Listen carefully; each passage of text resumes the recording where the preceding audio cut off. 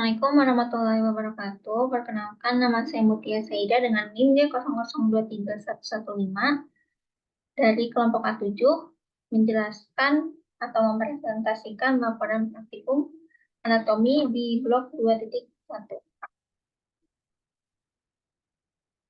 Nah, untuk skenario 1 itu suatu hari Patrick pergi ke dokter karena merasa penisnya nggak bisa ereksi dan juga ejakulasi. Jadi gimana sih mekanisme ereksi dan ejakulasi? Jadi pertama itu ereksi. Nah, ereksi ini itu eh jadi terjadinya pembesaran penis gitu karena terisi oleh darah. Nah, ereksi ini itu dipicu karena rangsangan seksual biasanya. Rangsangan seksualnya itu bisa berupa dari penglihatan, penciuman, maupun perabaan pada daerah genitalia. Lalu, di ereksi ini itu pertama, impuls eferen itu berjalan dari pusat ke medula spinalis menuju ke sistem parasimpatik. Yang sistem parasimpatiknya itu berasal dari sakral 2 sampai sakral 4. Lalu, serabut preganglian parasimpatik itu masuk ke plexus hipogastric inferior, bersinaps pada neuron postganglionik. Lalu, serabut postganglionik itu berjalan bersama arteri pudenda interna masuk ke jaringan erektil pada radix penis sehingga jadinya vasodilatasi arteri. Nah, kok bisa sih sistem parasimpatik ini bikin vasodilatasi arteri atau ereksi? Nah, ini jadi diyakini bahwa saraf parasimpatik itu serat-saraf parasimpatis itu melepaskan oksigen nitrat. Oksigen nitrat yang mengaktifkan enzim guanylyl cyclase yang menyebabkan juga terjadinya peningkatan guanosin monofosfat GMF siklik. GMF siklik ini berfungsi untuk melebarkan arteri penis dan juga jalinan trabekular serat otot polos di jaringan erektil, corpus cavernosus dan juga corpus spongiosum di batang penis. Lalu terjadinya juga pelemahan dari otot pembuluh darah, lalu aliran darah ke dalam penisnya bertambah sehingga menyebabkan pelepasannya oksigen nitrat dari sel endotel pembuluh darah sehingga terjadinya vasodilatasi arteri. Nah, selanjutnya ereksi itu jadi kalau disimpulkan itu seperti begini. Jadi terjadinya peningkatan aliran darah ke jaringan erektil. Lalu corpora cavernosa dan juga corpus spongiosum itu membesar karena dapat diisi darah tadi kan. Sehingga akan menyebabkan aliran balik vena pada fase yang melingkupi. Lalu aliran darah keluar dari jaringan erektil dihambat dan tekanan dalam penis itu dipertahankan supaya tetap tinggi gitu. Makanya penisnya itu bakal jadi besar gitu, diameternya juga bertambah gitu. Nah, selanjutnya ketika rangsangan seksualnya itu semakin tinggi akan menyebabkan pusat refleks medula spinalis itu mulai melepas impuls simpatis yang meninggalkan medula spinalis pada segmen toraks 11 sampai lumbal 2 dan berjalan ke organ genital melalui plexus hipogastrik dan juga plexus saraf simpatis pelvis untuk mengawali terjadinya proses emisi. Nah, ejakulasi itu kan dibagi dua nih, ada emisi sama ejakulasi. Emisi itu dimulai dari kontraksi vas deferens dan juga ampula sehingga spermanya itu masuk ke dalam urat internal. Lalu, terjadinya kontraksi lapisan otot Klenger, prostat dan juga kontraksi dari vesicula spinalis menyemprotkan cairan prostat dan juga cairan spinalis ke dalam urata juga sehingga akan mendorong spermanya itu semakin jauh.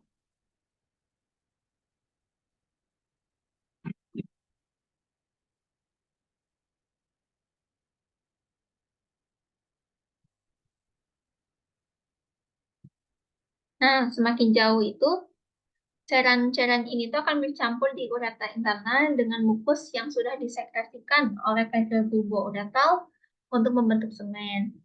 Nah, selanjutnya nih dilanjutkan dengan proses ejakulasi. Jadi intinya itu ejakulasi itu gampangnya keluarnya semen itu di ostium uretra externum.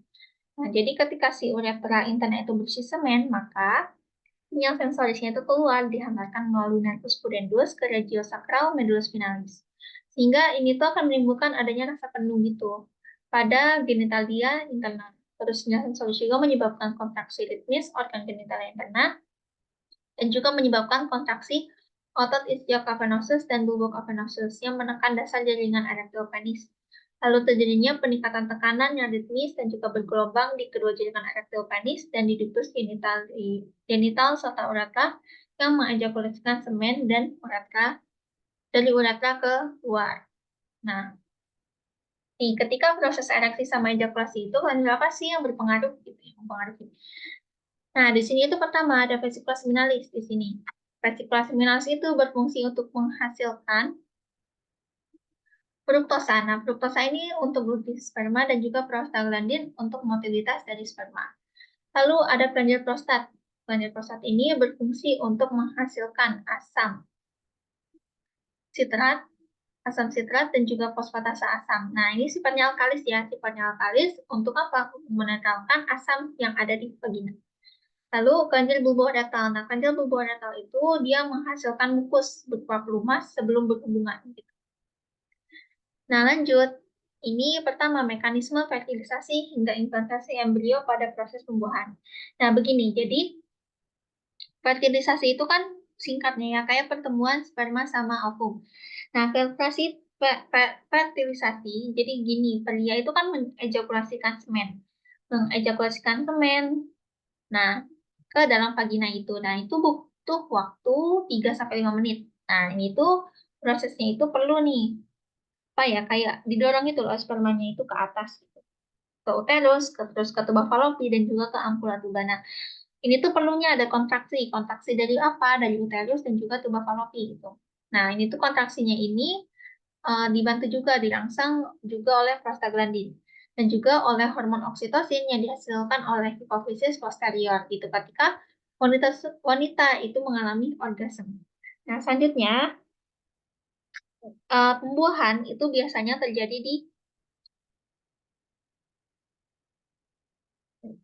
itu terjadi di ampula. Nah, sperma itu sebelum mereka itu bisa berkembang ya si ovumnya, maka harus menembus zona-zonanya. Nah, ini tuh harus menembus colonna radiata dan juga zona plosida itu. Lalu ya mereka bersatu bergabung membentuk uh, kehidupan yang baru. Nah, ovum ini itu gak mungkin cuman diem di sini saja, maka dia itu harus disalurkan, ditransportkan ke uterus. Nah, gimana sih caranya? Jadi gini, jadi ketika setelah terjadinya pembuahan, maka ovum itu akan ditransfer ke kafum uteri dan membutuhkan waktu 3-5 hari. Nah, transport ini itu dipengaruhi oleh cairan yang lemah dalam tuba karena adanya kerja sekresi dari sel epitel dan juga sel epitel bersilia gitu yang melapisi tuba dan juga silianya itu bergerak ke uterus itu sehingga si ovumnya itu akan terus berjalannya. Nah, kontraksi ini juga kontraksi lemah ya. Tuba falopi ini itu akan membantu ovum itu melewati ini semua. Nah, selanjutnya tuba falopi itu kan dilapisi oleh permukaan kriptoid yang nggak rata sehingga akan menghalangi jalannya ovum gitu. Walaupun sudah ada arus cairannya gitu kan. Ismus itu akan tetap berkontraksi selama 3 hari setelah ovulasi. Lalu progesteronnya juga kan akan meningkat nih. Progesteron yang meningkat dari korpus luteum itu akan meningkatkan juga reseptor progesteron pada sel autopolos di tuba falopi. Nah, progesteron itu akan mengaktifkan reseptor-reseptor dan akan melepas efek relaksasi tuba yang memungkinkan ovum itu masuk ke uterus. Nah, selanjutnya, di tuba falopi ini itu kan ovum akan terus berkembang kan, membelah sampai namanya itu blastokista. Nah, blastokista itu merupakan sel yang kira-kira itu jumlahnya 100 gitu. Nah, selama itu juga, selama pembelahan ini, tuba falopi itu akan menghasilkan sekret yang berfungsi sebagai makan dari blastokistanya. Nah, selanjutnya itu implantasi. Nah, implantasi Blastokista yang sudah berkembang itu akan tetap tinggal dalam vakum uteri selama 1-3 hari sebelum implantasi di endometrium. Implantasi itu terjadi kira-kira 5-7 setelah ovulasi. Nah, sebelum implantasi, maka blastokista itu dapat mendapat makanan lah dari sekresi endometrium uterus yang disebut sebagai susu uterus. Nah, nomor 3, bagaimana alur perjalanan urin pada traktus urinarius? Nah, di sini pertama itu kan setelah terjadinya proses filtrasi, reabsorpsi, augmentasi, itu kan masuk ke kalis minor nih, dari kalis minor ke kalis mayor, pelvis analis, ureter, vesika urinaria, uretra. Nah, sama saja pada wanita dan pria, hanya saja yang berbeda itu di uretranya. Di uretra pria dan wanita itu memiliki perbedaan. Nah, di uretra pria itu lebih panjang, sehingga pada wanita itu akan lebih mudah terjadinya infeksi. Lalu uretra pria itu terdiri dari 3 pars, ada pars prostatika, pars membranosa, dan pars spongiosa. Nah, sebelum masuk ke pars prostatika itu ada preprostatika, yang panjangnya itu sekitar 1 cm dan dikelilingi oleh sphincter uretra internum. Nah, selanjutnya itu ke pars prostatika. Di pars prostatika itu dikelilingi oleh prostat, terus masuk ke pars membranosa yang merupakan saluran terpendek, lalu terakhir itu ke pars spongiosa, yang sebagai muara dari semen maupun uretra. Nah, kalau di wanita itu uretra ini hanya berfungsi sebagai saluran untuk berkemih saja gitu, nggak ada fungsi yang lain. Nah, terus selanjutnya, bagaimana sih mekanisme proses dari berkemih? Nah, miksi itu dia melibatkan 2 tahap utama. Ada kandung kemih terisi secara progresif hingga tegak. Jadi pertama itu kandung kemih terisi secara progresif, yaitu perlahan-lahan ya, sampai tegangan pada dindingnya itu meningkat melalui nilai ambang batas. Lalu adanya refleks saraf yang disebut sebagai refleks miksi yang akan mengosongkan kandung kemih. Atau jika nggak bisa, ternyata gagal, setidaknya akan menyebabkan keinginan kemih itu ada gitu. Nah, refleks miksi adalah refleks medula spinalis yang sifatnya itu otonom. Jadi refleks itu bisa dihambat atau difasilitasi oleh pusat di korteks cerebri atau batang otak. Lalu otot polos kandung kemih atau otot flexor itu saat berkontraksi akan meningkatkan tekanan di dalam vesika urinaria itu 40-60 mmHg. Kontraksi otot flexor merupakan tahap utama proses pengosongan kandung kemih melalui potensial aksi yang dapat menyebar ke seluruh otot flexor. Dari satu sel otot ke sel berikutnya menyebabkan terjadinya kontraksi seluruh kandung kemih di saat yang bersamaan. Nah, jadi refleks berkemih. Nah, ini. Jadi kan kandung kemih itu terisi kan. Tampak peningkatan terjadinya kontraksi mikturisi. Kontraksinya itu dihasilkan dari refleks regang, namanya refleks regang, yang dipicu oleh reseptor regang sensorik yang ada di dalam dinding kandung kemih. Nah, lanjut, sinyal sensorik di reseptor regang kandung kemih itu dikirim ke segmen sakral dari medula spinal melalui saraf pelvis dan juga dikembalikan secara refleks ke kandung kemih lewat serabut saraf parasimpatis. Nah, jika kandung kemih itu hanya terisi sebagian, maka akan berelaksasi secara spontan dalam waktu kurang dari 1 menit. Nah, selanjutnya otot defusor itu akan berhenti kontraksi dan tekanannya itu akan turun ke semulanya. Lalu kalau misal kandung kemihnya itu terisinya itu terus-menerus, maka refleks mikturisinya itu akan semakin sering dan akan menyebabkan kontraksi dari otot defusor itu makin kuat. Nah, refleks mikturisi ini itu sifatnya regenerasi sendiri. Jadi ketika terjadinya kontraksi kandung kemih, maka akan mengaktifkan reseptor regang. Yang selanjutnya akan menyebabkan terjadinya peningkatan impuls sensorik yang lebih banyak ke kandung kemih dan juga uretra posterior.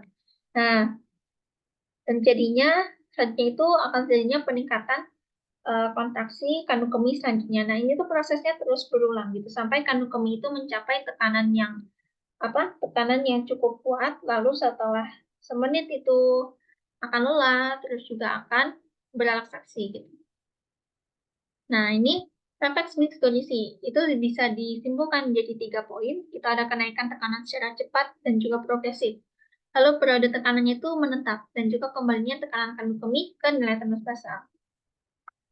Nah, jika refleks micturition itu tidak mampu mengosongkan kandung kemih, maka elemen persarafan pada kandung kemih akan tetap terinhibisi atau terhambat sampai 1 jam atau lebih sebelum terjadinya micturition selanjutnya. Ini tuh sampai 1 jam itu bukan berarti 1 jam, jadi bisa kayak 1 menit, terus sejam, dan lain-lain. Lalu kandung kemih itu akan terus terisi dan terjadi refleks micturition yang semakin sering dan juga kuat jika refleks micturition-nya. Jadi kalau refleks nutrisi kandung kemihnya itu terus terisi, terjadi refleks nutrisi yang semakin sering dan kuat, maka akan menyebabkan 2 kondisi. Jika cukup kuat, akan memicu refleks lain yang berjalan melalui saraf pudendus ke sphincter eksterna untuk menghambat. Nah, jika inhibisinya itu lebih kuat di dalam otak daripada sinyal konstriktor voluntar sphincter eksterna, maka akan terjadinya pengeluaran urin. Namun jika tidak juga, maka kandung kemih itu akan terus terisi dan refleksnya itu akan semakin kuat. Nah, sekian dari saya. Wassalamualaikum warahmatullahi wabarakatuh.